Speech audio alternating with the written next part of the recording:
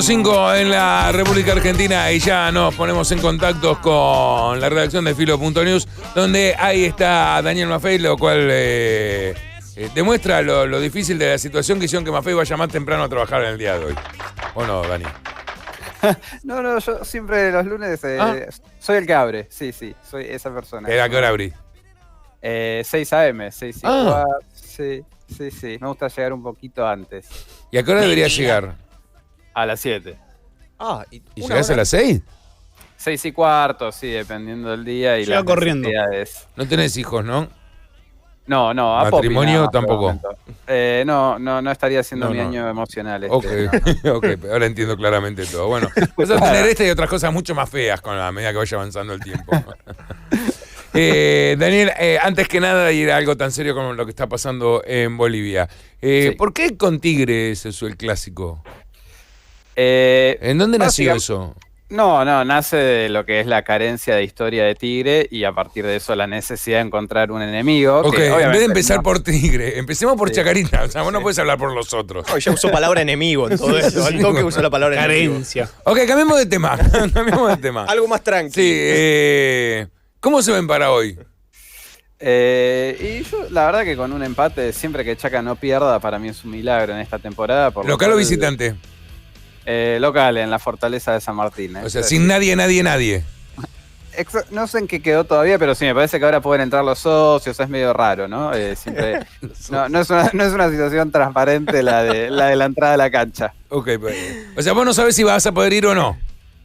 Exacto. Ya de por sí es raro que juegue Chaca de noche, porque también siempre hay complicaciones para que de local Chacarita juegue de noche. Ok, ¿y en serio que ustedes creen que el problema son los otros? ¿En serio? Son nosotros buscando un enemigo. ¿En serio? Exacto, ¿Creen que el problema sí. son los otros? Ese es el discurso que hay que mantener. Yo creí que su clásico era con Atlanta. Eso es solo odio, entonces.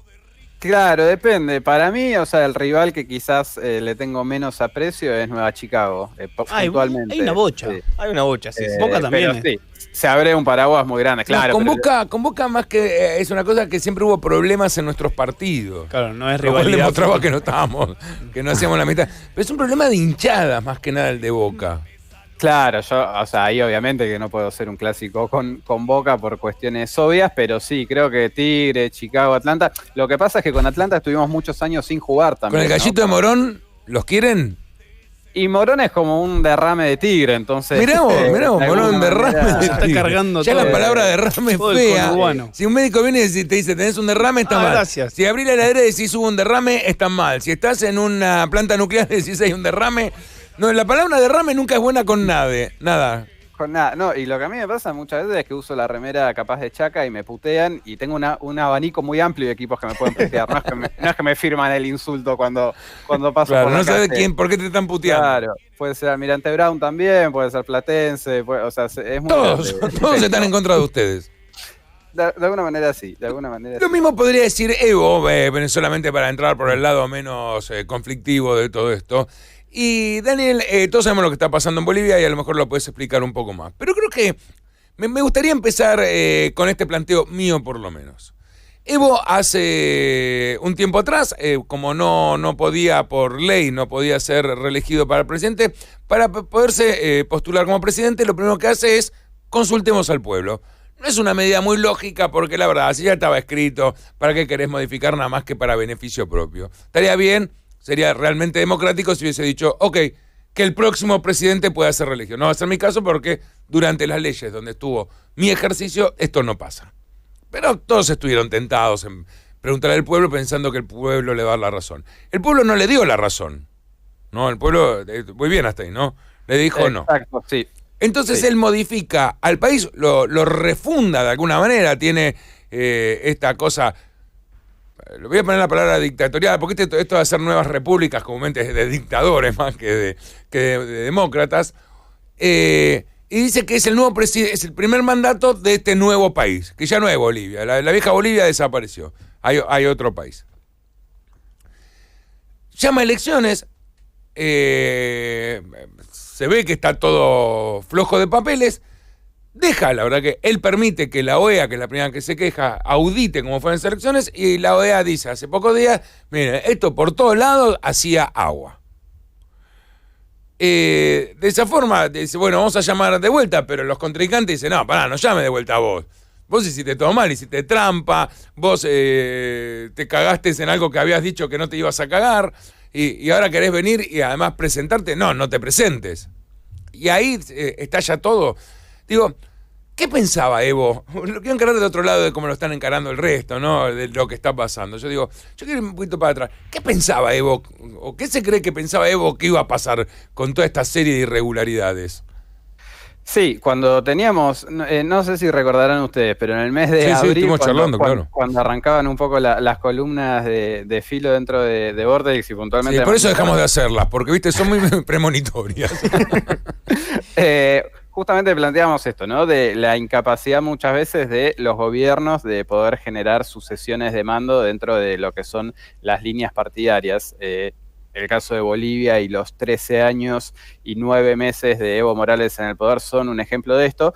Y obviamente que a partir de los hechos de público conocimiento, del golpe de Estado que está teniendo lugar en Bolivia, se abre este interrogante que son dos caras en realidad de, no sé si de una misma moneda, pero sí una misma circunstancia política. Como mencionabas vos, hubo un proceso a partir del cual la candidatura de Evo Morales en esta elección era completamente legítima. Había habido no solamente la refundación del Estado Plurinacional de Bolivia.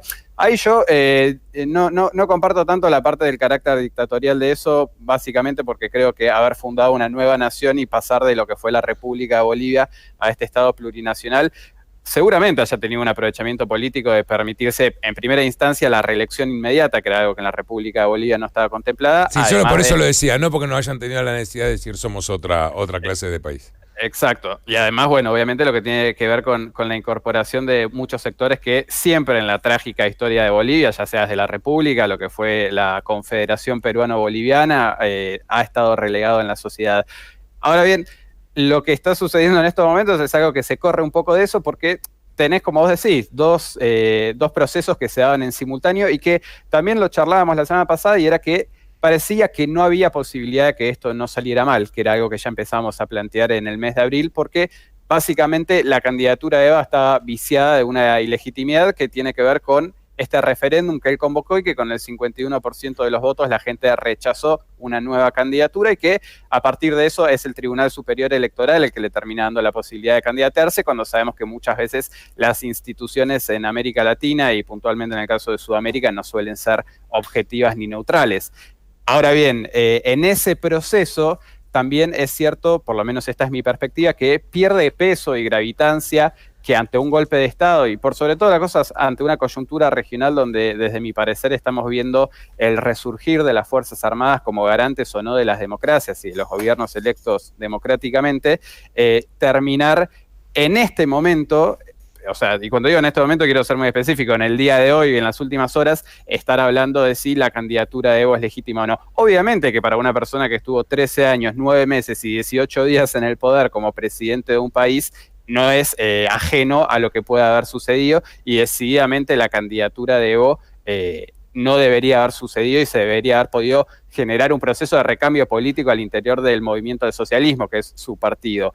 Esto no sucedió y la realidad es que lo que hoy estamos transitando es un país donde si yo me hago preguntas tan básicas como quién es el presidente o cuándo van a haber elecciones o a quién responden las Fuerzas Armadas, la verdad es que no tengo respuesta. Y ese es el indicador más concreto de que Bolivia hoy está transitando un vacío de poder fenomenal que hace sin pensar, dudas. Sí. Pero yo coincido plenamente, la verdad es que cada palabra que ha dicho las avalo, sin duda. Pero también es cierto que este regreso de las Fuerzas Armadas también es provocado, ¿no?, por el eterno fantasma que de unos y de otros. Esto, ¿viste? Es como en las relaciones un poco. Uno sabe después de mucho tiempo qué interruptores prenden y apagan qué cosas, ¿no? Y a mí me parece que ciertos gobiernos, sobre todo los más progresistas, necesitan tener a alguien como las Fuerzas Armadas desde el lado contrario. Y me parece que las alimentan, le dan de comer lo que quieren, lo que ya saben que quieren comer, para tener estos dos bandos todo el tiempo. Me parece que le es muy difícil sostenerse solo sobre las tranquilidades institucionales. Lo digo con Maduro, Correa, me parece que son varios en la región, también lo podríamos hablar en otros lugares, incluso europeos, ¿no? Sobre todo los más soviéticos, si quieren, de alguna manera. Pero me parece que son los propios generadores de los fantasmas, ¿no? Los que alimentan para tenerlos siempre más o menos controlados, pero como enemigos, ¿no? Me parece como que hay una necesidad de armarlo así. Sí, y también, obviamente, es perverso que sea así. Cuando hablamos de procesos estructurales, obviamente que uno generaliza y obviamente cada país tiene sus matices y sus particularidades, y sobre todo lo que fueron las transiciones democráticas. Dice el de Chacarita. Las transiciones democráticas sobre comienzos y mediados de la década de los 80, cuando fue esta recomposición, claro, justamente y cerrada la etapa de los procesos dictatoriales puntualmente en América del Sur. Obviamente que tenés distintos casos.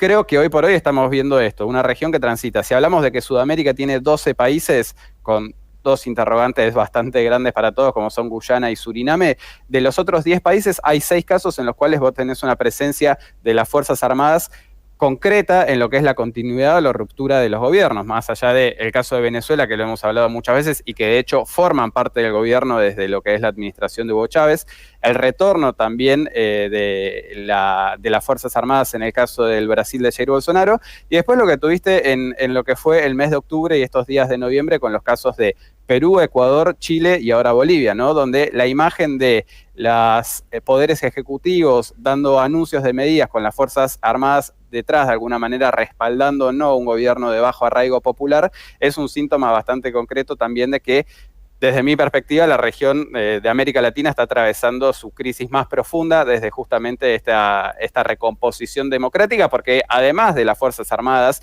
y este proceso de militarización, que a veces uno piensa de la militarización como tanques de guerra por las calles y un proceso dictatorial de Oriente Medio, pero en realidad la militarización justamente tiene que ver con que las Fuerzas Armadas comiencen a formar parte de la vida democrática y del proceso de toma de decisiones políticos, sin que esto sea percibido como algo raro y que se empiece a naturalizar. Entonces me parece que si a eso pero ni uno ni otros permitieron que esto sea así. La verdad que hubo una tensa calma de 30 años. Exacto, y hay palabras que empiezan a ser sinónimos e indicadores comunes en países muy diferentes. Si vos hablas de las violaciones a los derechos humanos, si hablas de estancamiento económico, si hablas de polarización, si hablas de sociedades fragmentadas, si hablas de corrupción, es muy difícil que me digas un país en América del Sur que tiene esos denominadores. Porque, a pesar de eso, sí, los uruguayos van a elegir, no te digo a Bolsonaro, pero aún teniendo todos estos ejemplos, el domingo que viene, los uruguayos, por lo menos lo que dicen, a lo mejor esto no va a pasar, pero bueno, igual ya está planteado. Aún, aunque pierda la derecha, se acercó bastante más de lo que se esperaba después de años y años de izquierda, socialismo, como quieras decirlo. En España, las elecciones que acaban de suceder, la verdad que de vuelta pusieron a la derecha muy cerca de la charla. Entonces, son elecciones populares lo que está sucediendo, que a la hora de elegir piden esto, pero cuando ven las consecuencias no quieren eso. Es bastante raro cómo se están comportando las sociedades, ¿no? Sí, definitivamente. En el caso de España es muy llamativo que una elección que sigue en este empate infinito, como le dicen los españoles, por la incapacidad de poder formar gobierno y lo que fueron 4 elecciones nacionales en los últimos 4 años. En este caso, además de que se continúa esta tendencia de poder lograr mayorías o consensos, esta fuerza que vos hablabas, ultrarreaccionaria, que se llama Vox, quedó en tercera ubicación, superando entre otros al Partido Popular, que hasta hace no mucho con Mariano Rajoy a la cabeza eran los que gobernaban España ininterrumpidamente. Y en el caso de Uruguay también, el 24 de noviembre, si no me falla la memoria, va a ser la segunda vuelta electoral entre, por un lado, Daniel Martínez, que es el candidato del Frente Amplio, que es el partido que gobierna Uruguay hace 15 años, con las 2 administraciones de Tabaré y la de Mujica, y por otro lado, este Partido Nacional, el Partido Blanco histórico de Uruguay, pero que de alguna manera está buscando apoyos desde distintos espacios de la derecha, y lo que surgió en la última elección de Uruguay como algo bastante llamativo para su historia política y en sintonía con lo que vos mencionabas, era un partido que se llama Cabildo Abierto, que fue la tercera fuerza más votada del país, tuvo un gran apoyo y que además logró instalar la agenda de la seguridad, donde en ese llamado, además de elegirse la representatividad de las 2 cámaras del Congreso uruguayo, se votó por un referéndum que finalmente fue rechazado, pero que planteaba la idea de reformar la ley para establecer una Guardia Civil con 3.000 integrantes de las Fuerzas Armadas. Entonces, estás viendo hasta incluso en un país como Uruguay, que siempre se tendió a ver desde un enfoque más progresista, acá, bueno, siempre los conceptos son un poco caprichosos, pero que tiene 15 años de gobiernos con un corte decididamente progresista, la incapacidad de resolver la agenda de seguridad y el aumento en las tasas de homicidio y los niveles de inseguridad de la ciudadanía, ven emerger justamente a partidos que ya no son tradicionales y que tienen un discurso muy concreto, muy directo. Sí, lo que pasa también me hace pensar que, a cómo se está comportando el planeta, que si a la gente no le... Supongamos que gana este lado político en Uruguay, que en 3 meses tengan un quilombo interno porque la gente diga, nosotros esto no lo queremos. Dice, ¿quién carajo eligió esto? Es parecido a lo del Brexit también, ¿no? Agarramos, lo llamamos, bueno, nosotros pedimos, quiero ser clara la pregunta. La pregunta es, ¿nos separamos o no de Europa? La respuesta, nos separamos. Y cuando lo quieren llevar adelante, no, nadie se quiere separar de Europa. Y uno dice, ¿a quién carajo le preguntaron? Sí, y en esto hay también un manejo muy, muy interesante de los medios de comunicación y de las redes sociales. Los medios no magnifican nada, las redes sí, los medios no sé. Claro, pero en la capacidad de poder instalar no una plataforma de gobierno, sino una propuesta. O sea, como que las elecciones se basan muchas veces, por lo menos en los últimos años y en estos gobiernos quizás más reaccionarios que estamos viendo surgir, en propuestas muy concretas. Entonces, después la ciudadanía, cuando finalmente los pone en el lugar o no de tomar las decisiones, se termina sorprendiendo porque obviamente que un gobierno es mucho más que una idea que te pueden vender en una campaña, sino que va a tener intereses por fuera de ese punto, ¿no? Entonces terminás viendo surgir una convocatoria a un Brexit de un primer ministro que ya parecería que no formó parte nunca de la historia británica como David Cameron, y después un proceso de inestabilidad política establecida a lo largo de los años, y la incapacidad también de los gobiernos y los distintos partidos políticos de adaptarse a las demandas, ¿no? Ahí también hay un aparato burocrático muy, muy consolidado que no permite grandes ajustes, por lo menos de lo que estamos viendo ahora. Resta saber si en países como Chile, que está transitando una oleada bastante novedosa, si después esto va a haber un espacio político que finalmente pueda captar o no las demandas de la gente, pero son todos interrogantes. Dani, tengo una pregunta que capaz que tiene una respuesta mucho más amplia, así que perdón por pedirte que pienses demasiado en algo que no tiene que ver con la política. Okay. Porque hay una cuestión institucional, o sea, hay una crisis institucional. ¿Por qué pensás que en realidad esa crisis institucional no se modernizó? No hubo pensamientos nuevos que a nivel mundial pudieron... Porque parece la misma crisis de los 70. Claro, ¿no? Porque evolucionamos en un montón de otros aspectos. O sea, nuestro cerebro es distinto, nuestras conductas son distintas, o sea, interactuamos de distinta manera, pero vivimos enfrascados en instituciones que no cambiaron. O sea, ¿qué nos cuesta? ¿Por qué nos cuesta cambiar? Sí, ese es uno de los grandes desafíos de la región. O sea, las instituciones son completamente anacrónicas, no hay ningún proceso de transparencia ni de control del Estado, algo que es bastante llamativo, porque cuando uno analiza lo que son las democracias plenas, fundamentalmente en el continente europeo, ve que hay una transparencia mucho más consolidada, algo que en por lo menos la región de América Latina parece inaccesible, ¿no? Uno habla del Estado y piensa justamente en los políticos, en una cuestión lejana, y no en un proceso de toma de decisiones que sea transparente y acorde a lo que uno elige. Y es una distorsión bastante llamativa, porque los reclamos que muchas veces se hacen en las democracias más consolidadas son muy simples, y es que ellos eligieron una cosa y hay una suerte de correlato entre lo que la gente demanda y lo que le exige a los políticos que pusieron en ese lugar, ¿no? Uno siente que en la clase política toda, en América Latina puntualmente, no responde a ningún tipo de intención más que a un llamado electoral. Entonces, vos tenés un proceso, te ponen en un lugar de toma de decisiones y después la distancia con ese control que eventualmente pueda surgir o no de los gobiernos es infinita. Uno está muy corrido de ese proceso. Daniel, para terminar, Argentina va a contramarcha un poco de lo que se está eligiendo en la región y en lo que se está rigiendo en el mundo. Y esto que se está volcando en personas tan fuertes, casi la persona representa al gobierno, nos puede traer problemas. Supongo que Fernández contaba con un norte un poco más de su lado, como puede ser lo de Evo, ante un Brasil que se le está complicando porque, bueno, se está volviendo en una charla de dos tipos diciéndose estupidez en vez de hablar seriamente sobre los países. Tenemos grandes negocios con Brasil. Vivimos muy pendientes de Brasil, le proporcionamos, tenemos la suerte de no solo venderle materias primas, somos uno de los pocos en donde le vendemos industrializados. ¿Cómo nos puede afectar lo que pasa en Chile, lo que puede pasar en Uruguay, lo que está pasando en Brasil, lo que está pasando en Bolivia, con un cambio, con un gobierno que todavía tampoco planteó demasiado claro cuáles van a ser sus cartas?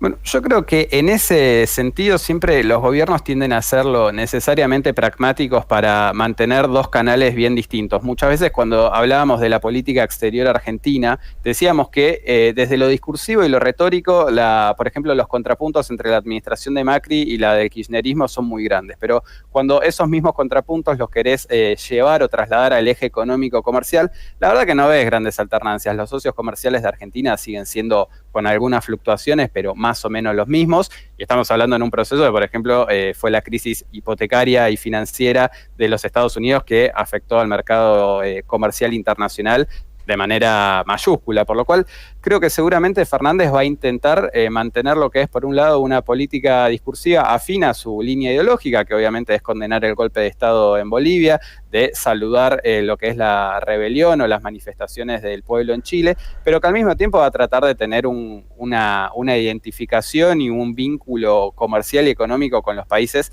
de manera inalterable dentro de que las circunstancias lo permitan, siempre sabiendo que el gobierno de Fernández, más allá de que se tire flores con López Obrador en México, o que hable de la eventual vuelta de esa década progresista que no quedó tan lejana en el tiempo, pero sí en los hechos, tiene compromisos económicos y financieros muy apremiantes y seguramente dentro de eso termine priorizando la relación con los Estados Unidos y con el Fondo Monetario Internacional, no por amor sino por espanto y por la necesidad de tener una relación pragmática en lo que es el pago de la deuda que hoy por hoy tiene Argentina. Daniel Maffei, muy claro como siempre, te agradezco mucho y no es necesario que vaya los lunes a las 6:30 a trabajar, en serio. Tomo nota. Suerte hoy a la noche con eso de Chacarita. Con eso, ahí estaremos, ahí estaremos prendidos. Perfecto, un abrazo grande. Abrazo.